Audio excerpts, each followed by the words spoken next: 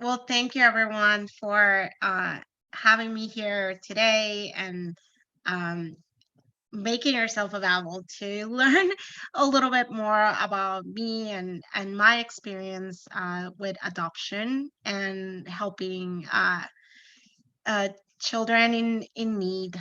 Um, I'm grateful to share my story, and it's in particular in hopes that it might inspire you to serve in some way if you're not already doing so in this calling that Christ has for us to care for the orphan and those in need. And the first and last thing I'm going to say to everyone is there is something out there that you can do to help the parenting or children that are in need in this community and other communities around the world. There's always something we can do.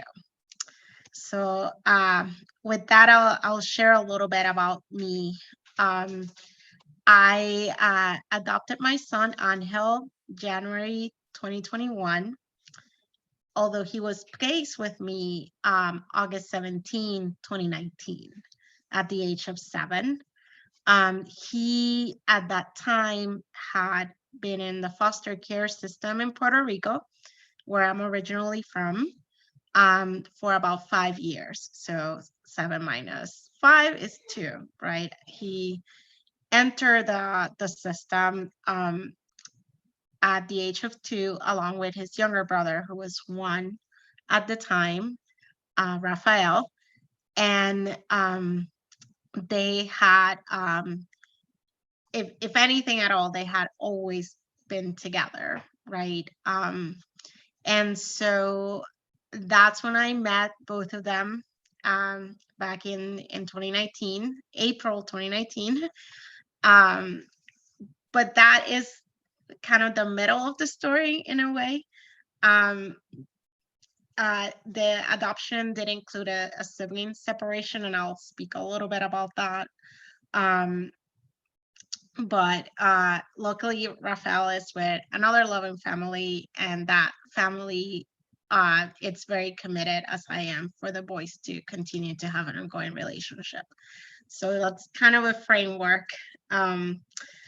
So when of my experience, just kind of just bringing you from beginning to end very quickly, and then give you the meat in the middle. When Angel arrived to DC, he the process, the way it works for Puerto Rico, since it's part of the U.S., they do allow for adoptions from the states or mainland um, uh, in the island. So it works a little bit different. They're not part of this is a lot of adoption lingo, part of the interstate compact, but they do allow adoptions for people that are not residents. And so I started that process a year and a half before Angel I ever met Angel. So that gives you a little bit of an idea.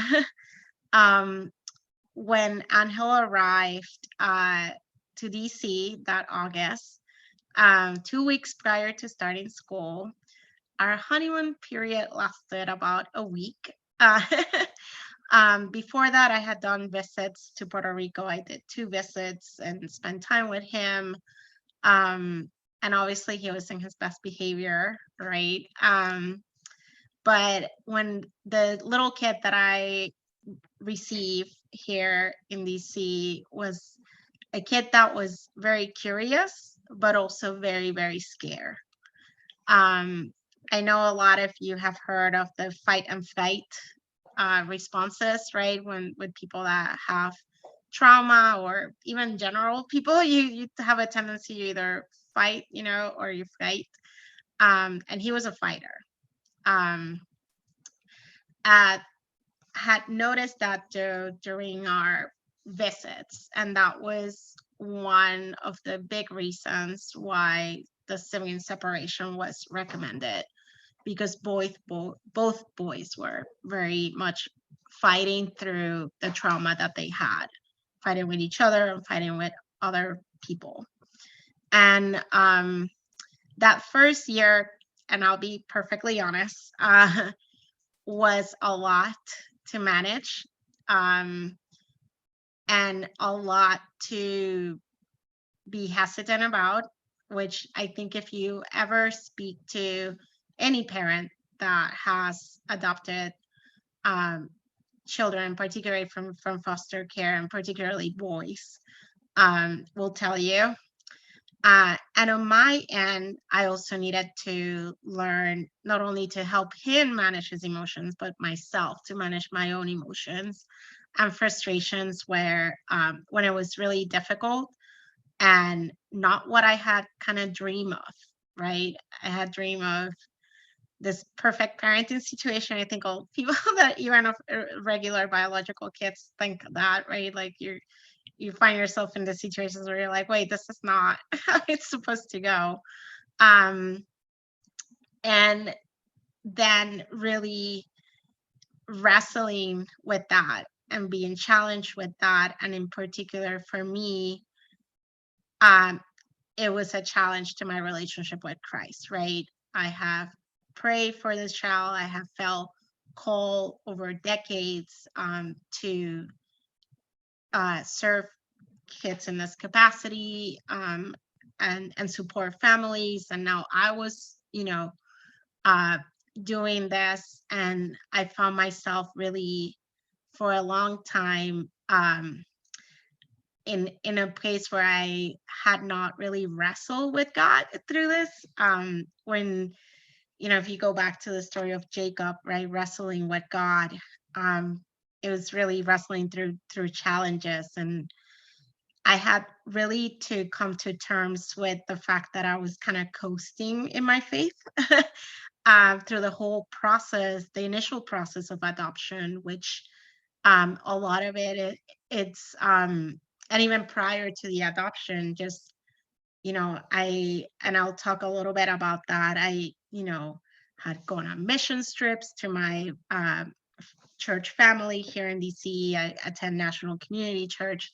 So I had friends that were running orphanages in Bolivia, and I had gone there and spent time with orphans. I had gone to Uganda on mission and help at orphanages there. So a lot of it it felt, I mean, God was present obviously through all of that, but it was really a space where you still feel you have a little bit of control.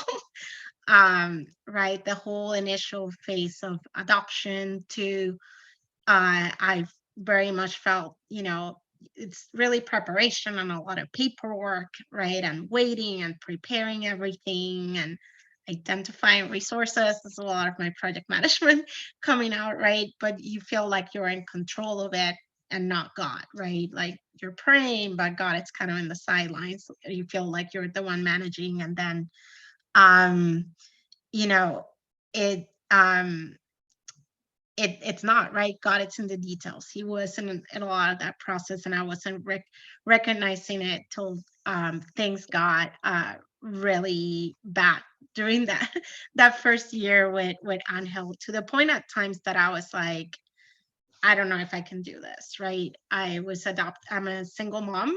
I adopted as a single person, never been married, but I wanted to be a mom. So, I this was a way for me that I also felt God was calling me to serve, right? So, and there was a point that first year, probably 2 or 3 points, but like a big point where I really had to cry out to God for help. Angel had experienced a lot of trauma before coming to me, and that was not only the issues of abandonment, because that was his situation with his mom.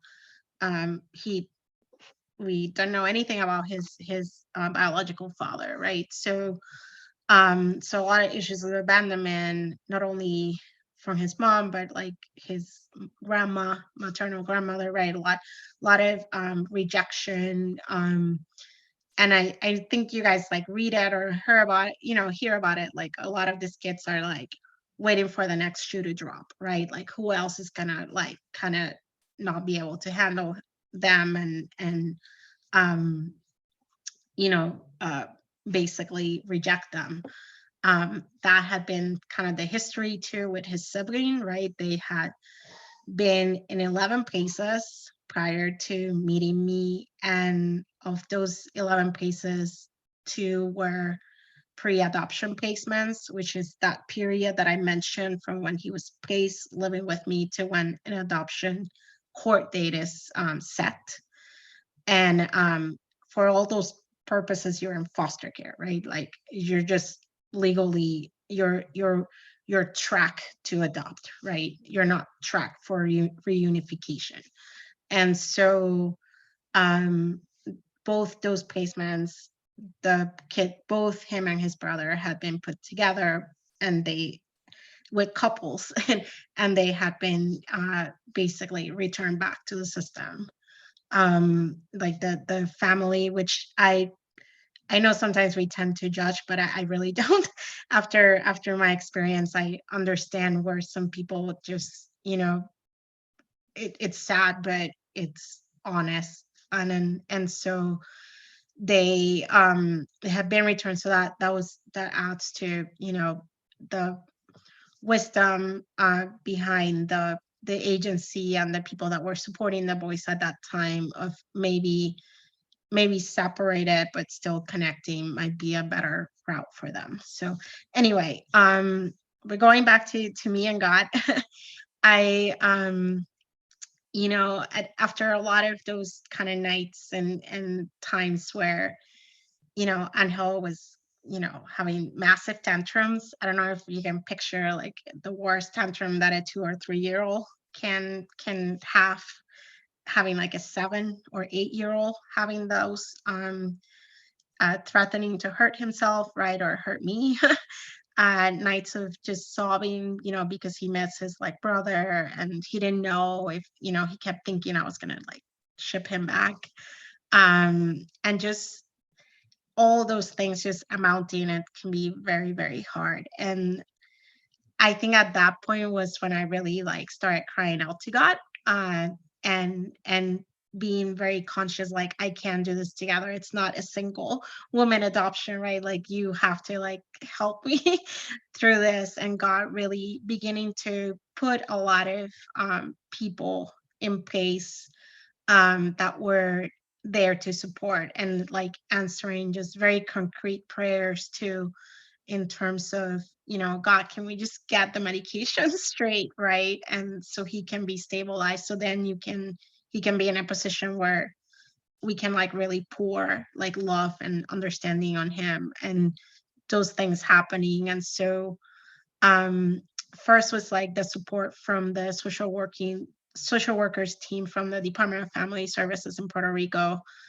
um, and just helping me talk through episodes with Angel to just calm him down, um, to people with Adoptions Together, which is a nonprofit organization here in the DC area, that their focus is on providing adoption services for families, and that includes, helping people adopt, like pre-adoption to post-adoption services, which I didn't even think of when I was kind of planning, in this journey, of how much not only you think of the child, right, that they're going to need a lot of counseling and support, but you as a parent do too, and you need to identify that type of community, right? And just also kind of working through what I call like, and someone like mentioned that, when you have a kid, they'll have like their people. And their people to me, it's like Angel's village, right? My son's name is Angel Angel. And so doctors and school officials and all these people that I didn't even think, I would be kind of touching, God putting them there in place to help me and help Angel, right? Um, I had an amazing church community.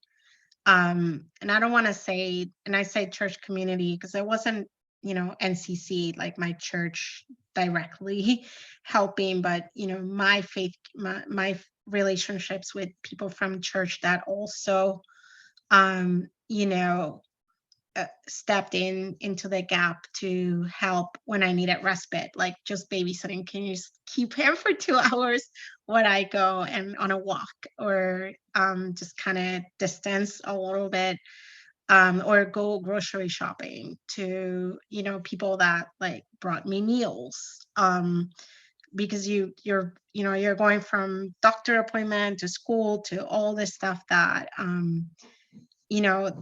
that's really, particularly that first year, you're like, it's the child, right? And you like, oh great, yes, bring me food.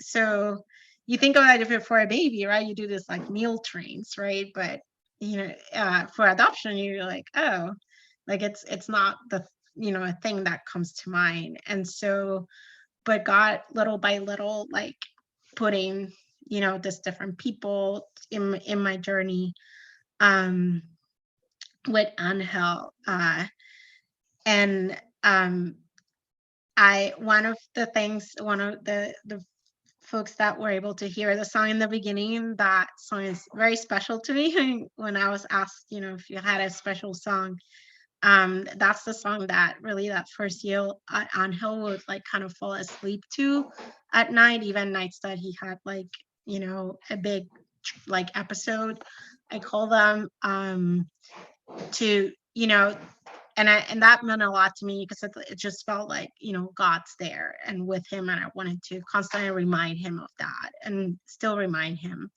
today. So today I have a very strong and resilient little boy that is 11 and a half now. He recently learned to bike this summer, finally, and loves it. He enjoys going on little trips with mom. Um, and I have a little, let me see if I can find it here, a little picture. We went to California, that I wanted to share. This is the Pacific Coast. You can see us. We were on a bike tour. So that kind of stuff is really, really fun now to do with him. Um, and my journey though continues in helping children that are, you would think it would be like, oh, you have Angel here to keep keep this up, but I something that my pastor says a lot is, Jesus didn't die to keep us safe, right? Like Jesus died to make us dangerous, and dangerous for him and his gospel, right? And um it, like the will of God is not like an insurance plan, right? Like it's kind of a way for you to really invest. And so I continue a lot of efforts. I still support financially for boys back in the orphanage in Bolivia that I mentioned, that I was doing missions, right? This is prior to the adoption. And the boys are Ticona, Leo, David, and Alex. Alex is in college now, so I'm like helping him pay for school so he stays in school. David is going into college now. He just finished his high school. Ticona and Leo. Leo is the little one. He's still like sixth grade, seventh grade. It's like, and then Ticona is in high school. And they're part of an organization called Children Impact Network. And they don't like calling their centers orphanages, because they're not really orphanages. They call them life centers. And they really, the kids there are not up for adoption. They're kids that they are kind of have taken into, um, for them to grow and in their country.